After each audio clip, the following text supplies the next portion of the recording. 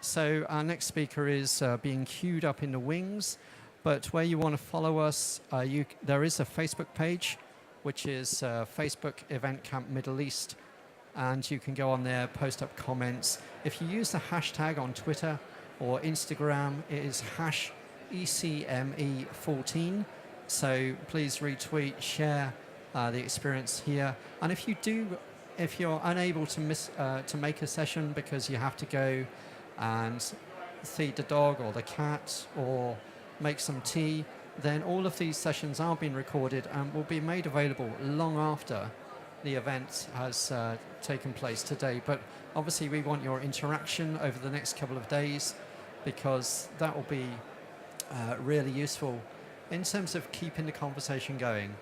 I think there's nothing worse than if we have an event, we don't capture the content, but worse still, we don't ask those questions. We have some speakers, they are going to be provocative in their thinking, and basically what we want to do is to keep going and to really keep the community building. Event Profs is a fabulous community, and without the people that have got such a desire to make change in the industry, we wouldn't be able to bring on these event camps. Event camps, as you may know, are all volunteer-led. No one is paid for their time or their energy or their passion. You can't bottle it, and I think that's really important in trying new things for the industry. So right now, I'm here at Abu Dhabi, and outside, it is a gorgeous day. Now, I did ask you earlier at the start if you would send in your comments, your tweets, and also send me a picture of where you're coming into us from, because that would be really, really good to know. I know already that we have Marie-Claire Andrews, who's over in Sydney. We've just spoken with Josh, who's over in New Zealand, and Greg Ruby was saying hello from Maryland in Baltimore, so he's over on the east coast of the States. So you can see that we're spanning quite a time difference here. Hopefully you can hear me all right. What we're doing is we're bringing people from across the globe to joining for an event that is completely free to join, but the content is so valuable.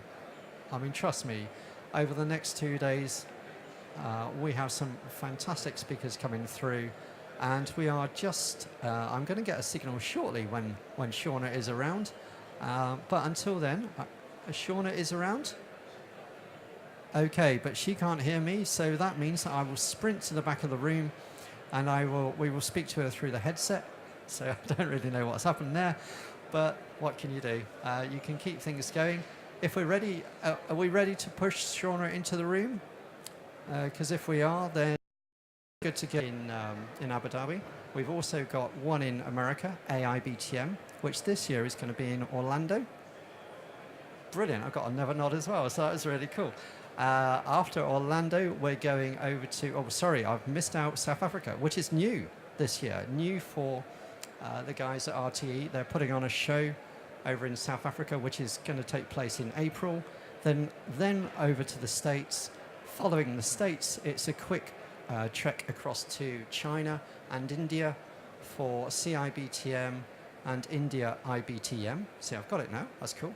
And then we finish at the end of the year in November with EIBTM over in Barcelona, which is the longest of the shows. And what a range. I mean, these guys span all the continents there are. And it's a great privilege to be here to actually have an event camp in their Middle Eastern showcase. So I think I'm getting a signal now from the back of the room. And Shawna, I believe, is about to come live. When I get the hand signal from Martin Shepherdley, who's doing a fantastic job, by the way. It is no mean feat to be web streaming this content out. And the guys from Newman and Muller are doing a fantastic job on the AV as well. So really, really grateful. And if we didn't have their assistance, it would be a little bit more traumatic, shall we say. But Shawna, I think, is good to go. I'm getting the thumbs up. So Shawna McKinley from Canada is coming on live now. And Shawna, yes, I can see you there on the screen. It's fantastic. And I think you can she can hear me? I can hear you now, Paul. Can you hear me all right? No, I don't know. But Anyway, I'm going to stop, and then you're going to push Shawna through. I'll see you in a few moments. Hopefully you can hear me all right. Hello?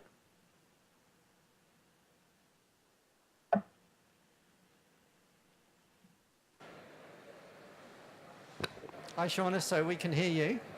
Okay, perfect. So I'm good to go. I wasn't sure. Excellent. So the guys managed to resolve those issues that you had earlier. So it's always a little frustrating where you can't quite know if people are they hearing me? Can they see me? That's the most important thing. And we could hear you slightly. You couldn't hear us, but after a lot of trial and error, we've got to that point now where we're actually really good to go. So you were saying it's cold over in Vancouver. Outside my door, it's 29 degrees plus. So what temperature have you got over there in Vancouver right now?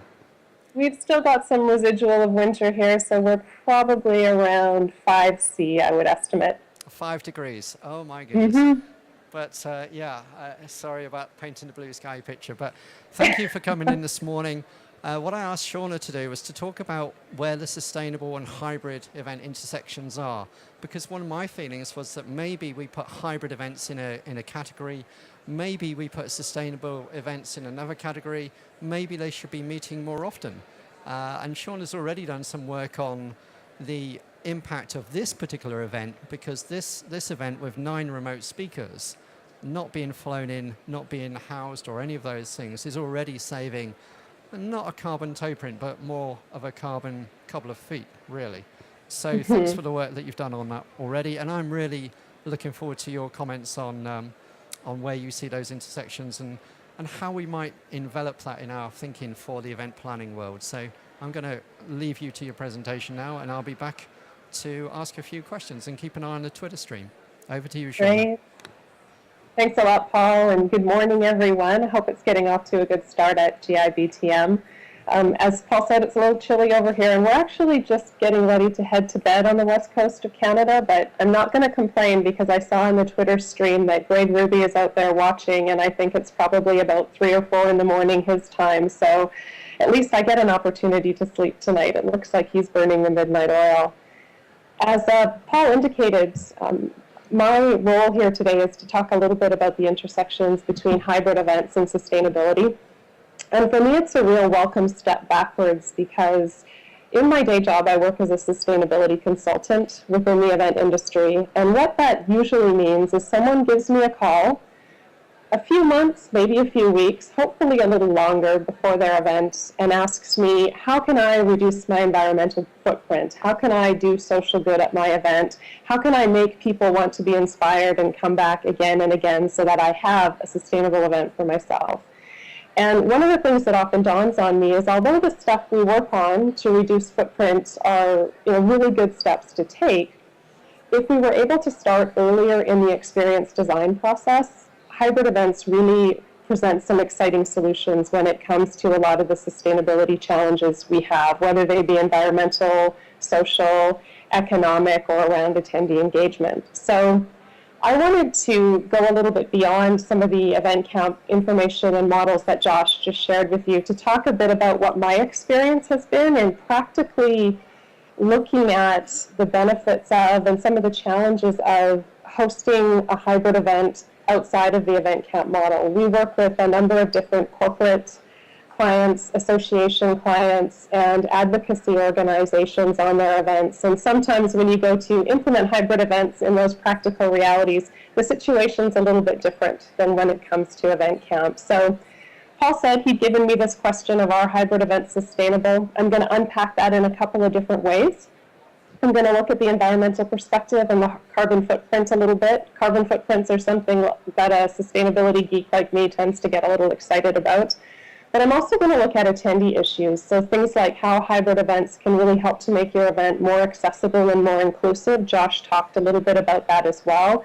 And then I'm also going to touch on the topic of minimizing risk and making our events more resilient so that we can employ tools like technology and hybrid events to make sure that the show always has an opportunity to go on in spite of those curveballs that tend to get thrown our way. So I thought I would start, first of all, with just a little bit of a case study to look at the actual carbon facts when it comes to event footprint. So if you'll just bear with me a second, I'm going to make sure that I can share my screen with you in a couple of slides.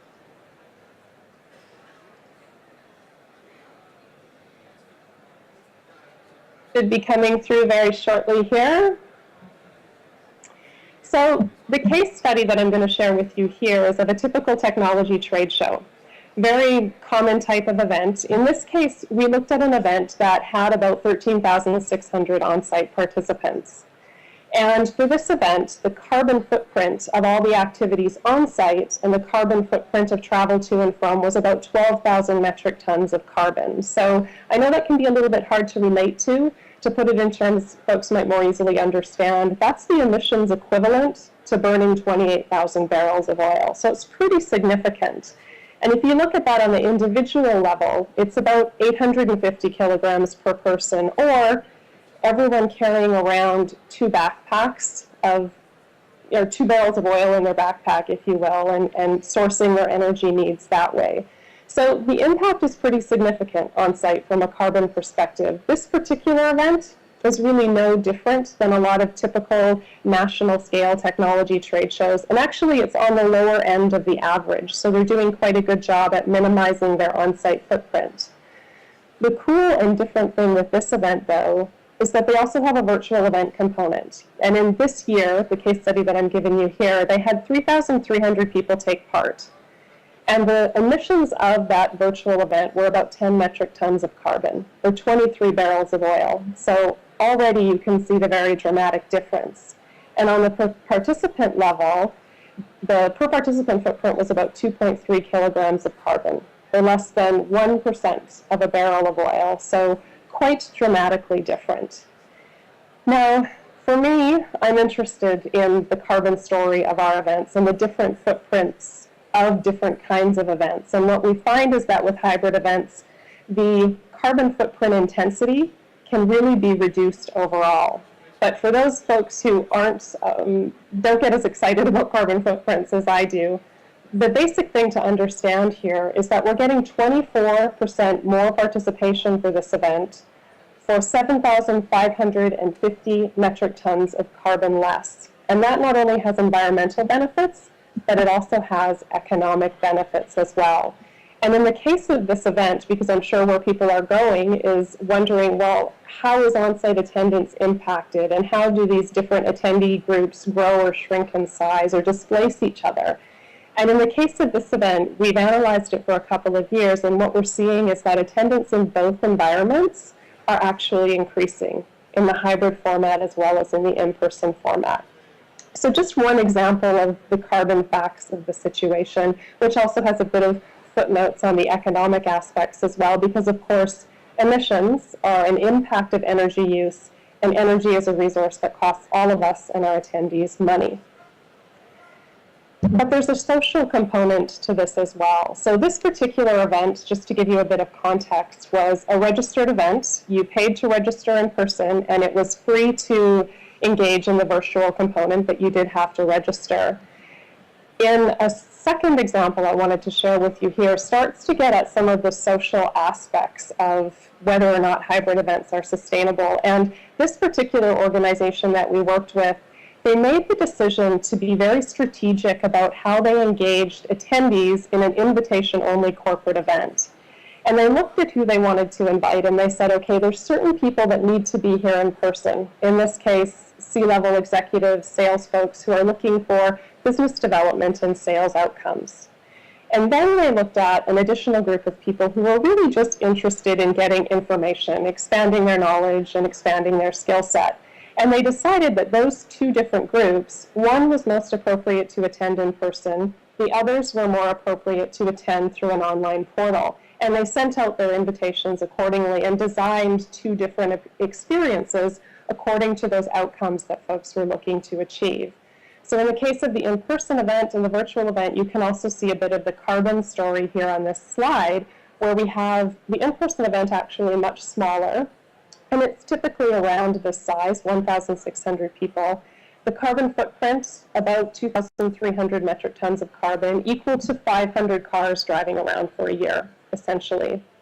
The virtual event had significantly more people, 5,700 technical specialists, and it emitted about 6 metric tons of carbon, so equal to 1 car driving around for a year.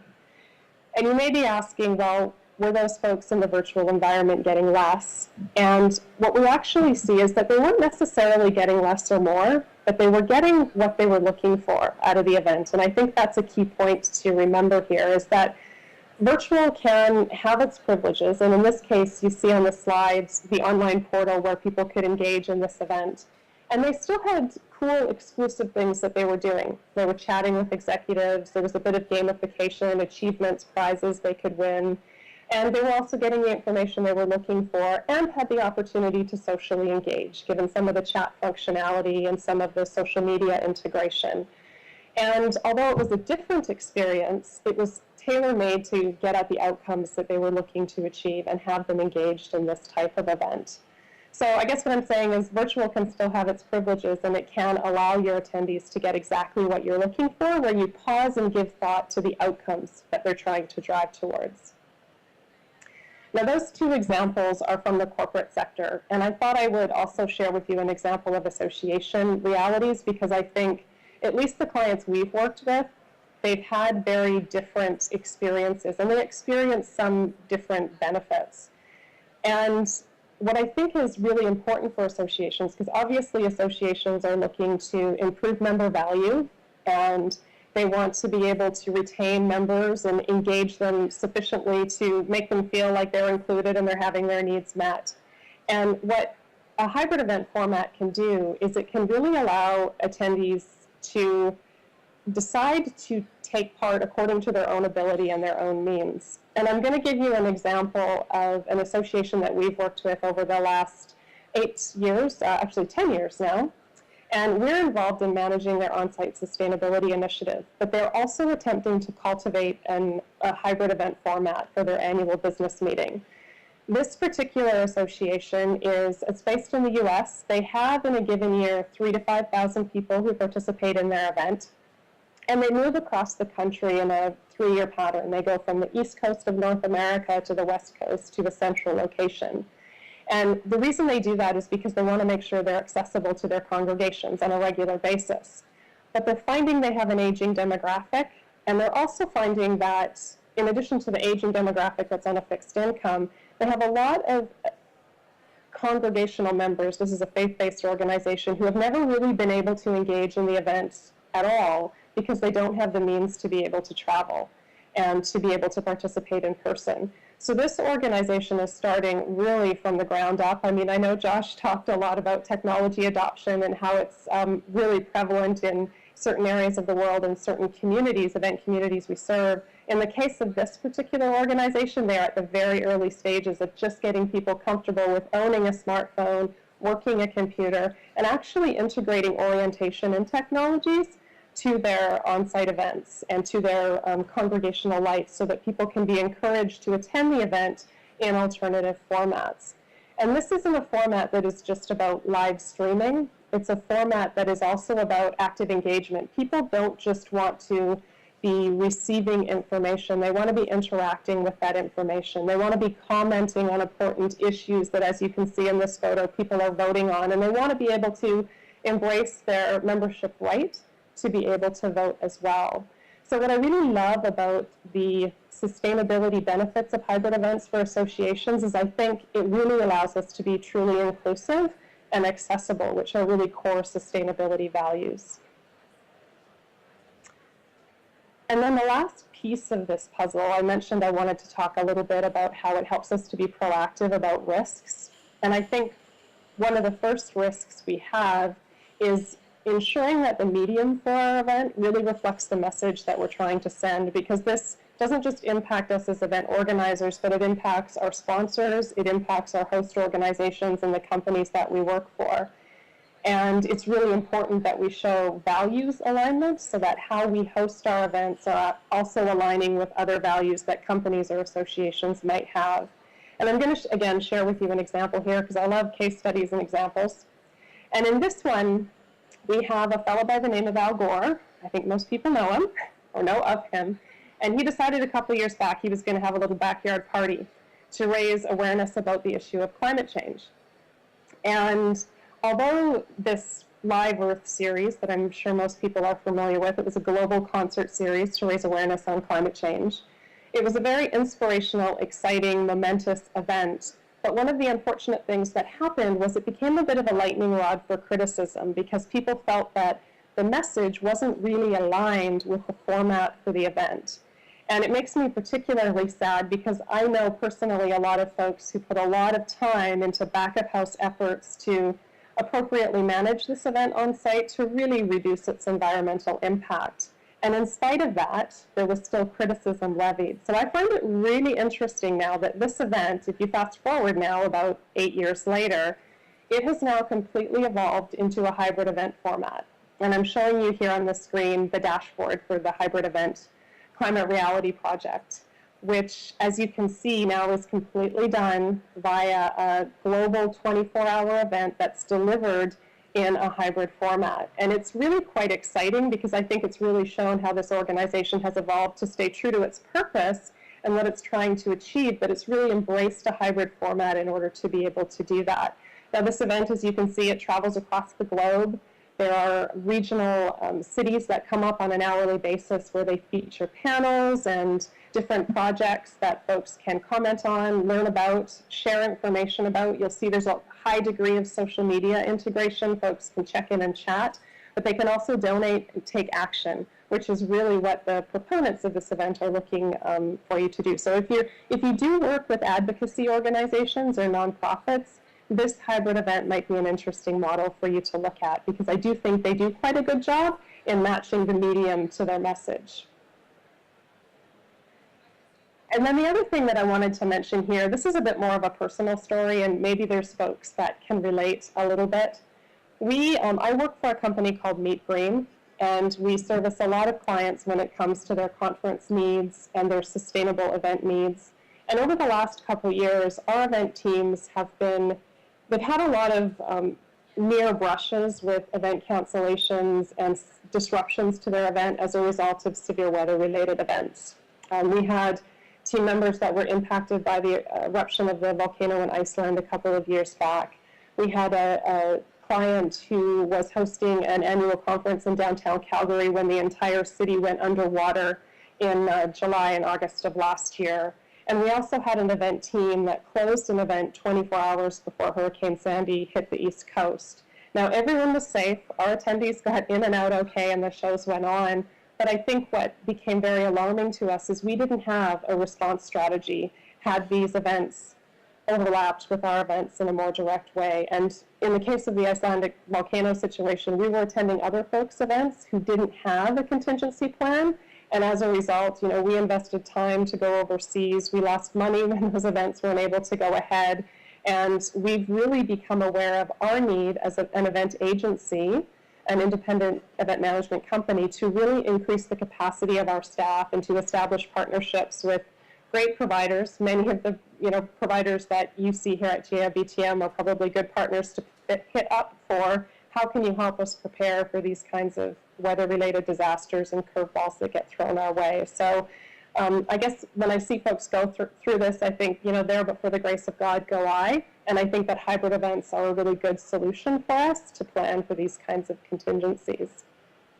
So I've been a little bit brief here, but I hope, Paul, I have time for just one more example because, you had asked me the question of our hybrid events sustainable? And I think that, yes, they are for various reasons. I think for environmental reasons. I think for economic reasons. I think because they allow you to better service your members or your attendees by providing inclusive, accessible experiences, and by also reducing risk when it comes to social media transparency and critiques around misalignment with values or these kinds of disasters that may happen and impact your event. But I think the one thing that we really need to be mindful of is events still need to be able to solidify human connection. And Josh talked a lot about interaction and integration and feedback and communication with your attendees across the miles and how important that is. And I think that will be a critical challenge for hybrid events going forward. I know it's always really hard to try to try and do that. And one of the things that I think is an opportunity for us is to look to sustainability as a theme to be able to hold things together. I think that was the phrase that Josh used, is that we really need to be mindful of what kind of things hold us all together as an event community, whether we're attending in person or whether we're attending remotely. And I think sustainability can be one of those things. And I was involved in a really exciting project at Event Camp Vancouver called Get Your Green On. It was a project that myself and Judy Kucharik of Footprint Management Systems, Quick Mobile, and Tahira Endine, who spearheaded the Event Camp Vancouver effort, we originated as a way to get people engaged in a fun activity to reduce their impact on site, but also engage in mobile app technology and learn about sustainability. And quite simply, the way that it all worked via the mobile event app. And it encouraged people to take acts of green throughout the event. Some of those acts were very structured, where they could check off every time they'd reused their water bottle or bought a fair trade coffee, for example. And they would also be able to use check-in codes if they attended a session about sustainability, or maybe learned about some of the green features of our venue or the benefits of using the mobile app. And then we introduced a bit of a creative component, where people could take and upload photos of these random acts of green.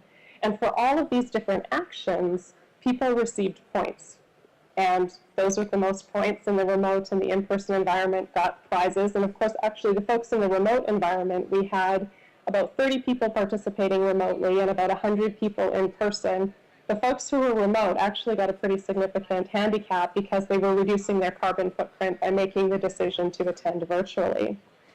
And we also had a sponsor come on board who agreed to donate $1 for each act of green to a local charity. We provided a donation to the BC Cancer Agency. And I think for us, we'd set a goal of 500 acts of green by the end of our event. It was a 2-day event.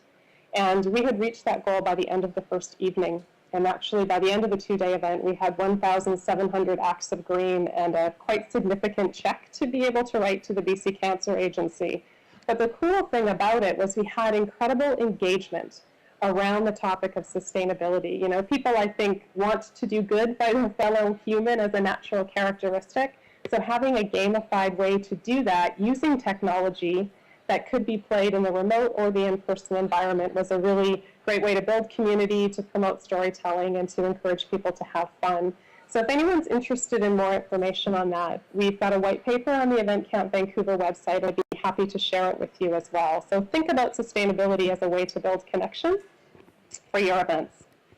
And maybe I'll leave it there, Paul. I know we were running a little behind, but I'd like to have time for questions if folks have any. Yeah, absolutely.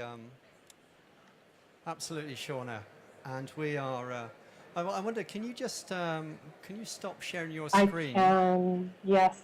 You can, brilliant. Okay, so we've got you, thank you for that presentation. And you've got some, I've just been checking the Twitter stream, and you've got some fans. Mary Claire Andrews, she was disappointed to miss the intro that I did for you, because she needed a little break, a gin and tonic break, she called it. So, but she's back with us now, which is great. So, really enjoyed your session, and also someone, forgive me for the pronunciation, Kauhai, over in New Zealand, I believe. They've said sustainability really grabs me as something to care about. Plan well, be elegant, and thoughtful in your execution. So, I know that is really your bag. So. So that's great there. I was going to ask you, what is the best way of people being able to contact you with any particular questions? I know they can send them in on the Show Gizmo app. That's not a problem. But also, are we okay to give out your email address? Do you mind that? Is that a problem?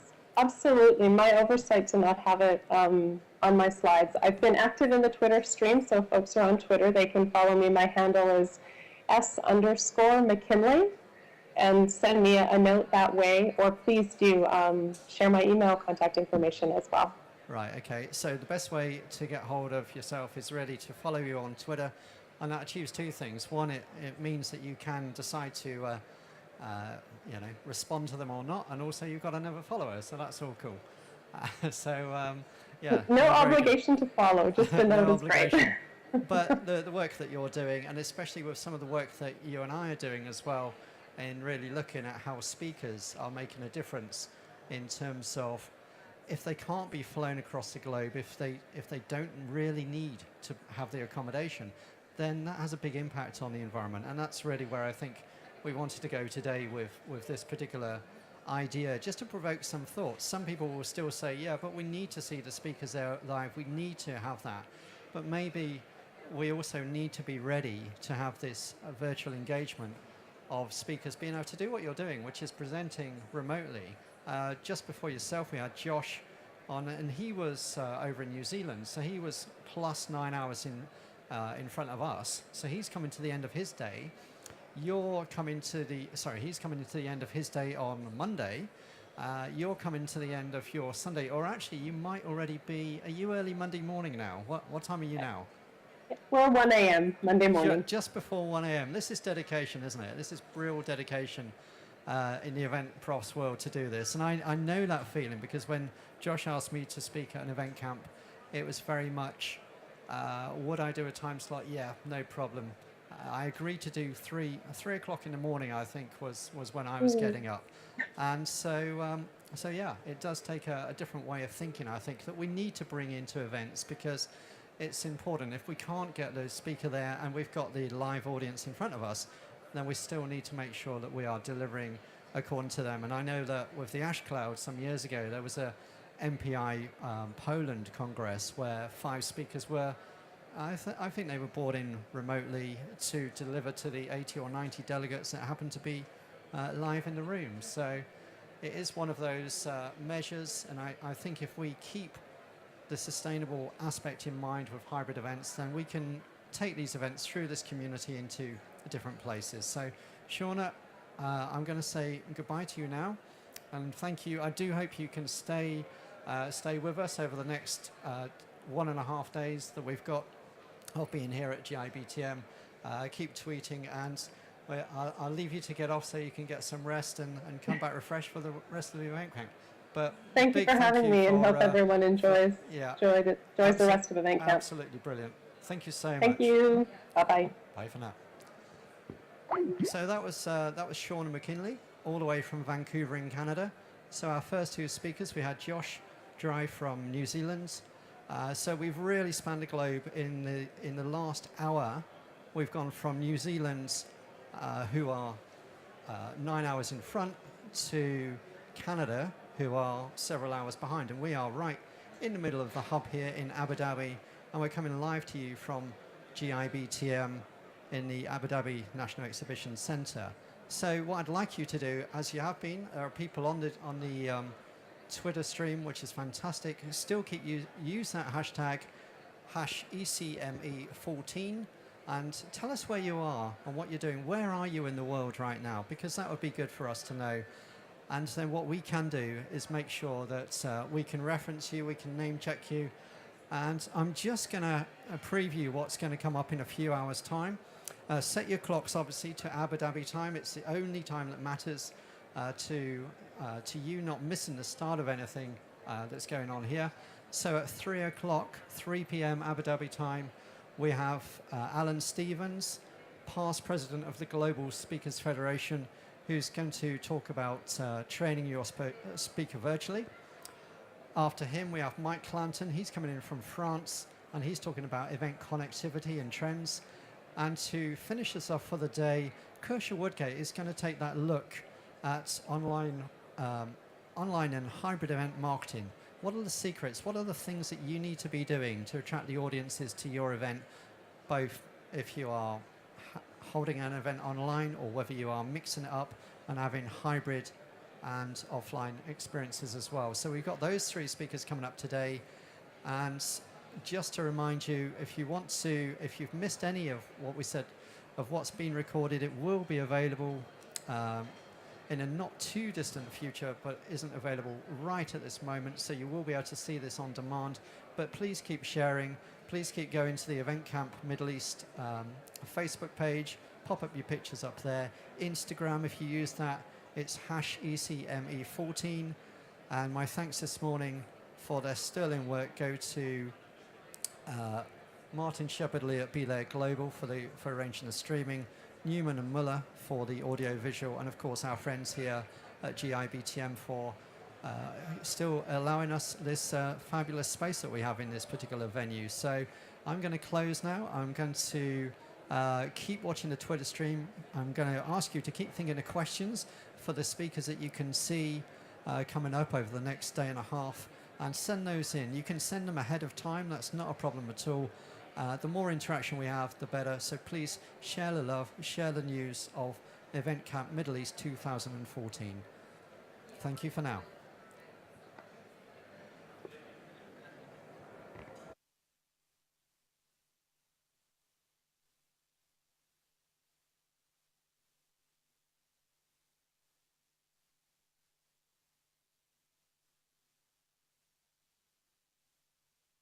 Hi everyone, can you hear me? We've just spoken with Josh, who's over in New Zealand, and Greg Ruby. Greg Ruby was saying hello from Maryland in Baltimore, so he's over on the east coast of the States. So you can see that we're spanning quite a time difference here. Hopefully so you can hear me all right. What we're doing is we're bringing people from across the globe forward to joining for folks an at event that GIBTM is completely free to join, but the content is so valuable. I mean, trust me, over the next 2 days, we have some fantastic speakers coming through, and we are just, I'm going to get a signal shortly when Shawna is around, but until then, Shawna is around? Okay, but she can't hear me, so that means that I will sprint to the back of the room, and we will speak to her through the headset, so I don't really know what's happened there. But what can you do? You can keep things going. If we're ready, are we ready to push Shawna into the room? Because if we are, then good to get in Abu Dhabi. We've also got one in America, AIBTM, which this year is going to be in Orlando. Brilliant, I've got another nod as well, so that was really cool. After Orlando, we're going over to, oh sorry, I've missed out South Africa, which is new this year, new for the guys at RTE. They're putting on a show over in South Africa, which is going to take place in April. Then over to the States. Following the States, it's a quick trek across to China and India for CIBTM and India IBTM. See, I've got it now. That's cool. And then we finish at the end of the year in November with EIBTM over in Barcelona, which is the longest of the shows. And what a range. I mean, these guys span all the continents there are, and it's a great privilege to be here to actually. So our next speaker is being queued up in the wings, but where you want to follow us, there is a Facebook page, which is Facebook Event Camp Middle East, and you can go on there, post up comments. If you use the hashtag on Twitter or Instagram, it is #ECME14, so please retweet, share the experience here. And if you're unable to make a session because you have to go and feed the dog or the cat or make some tea, then all of these sessions are being recorded and will be made available long after the event has taken place today. But obviously we want your interaction over the next couple of days, because that will be really useful in terms of keeping the conversation going. I think there's nothing worse than if we have an event, we don't capture the content, but we don't ask those questions. We have some speakers, they are going to be provocative in their thinking, and basically what we want to do is to keep going and to really keep the community building.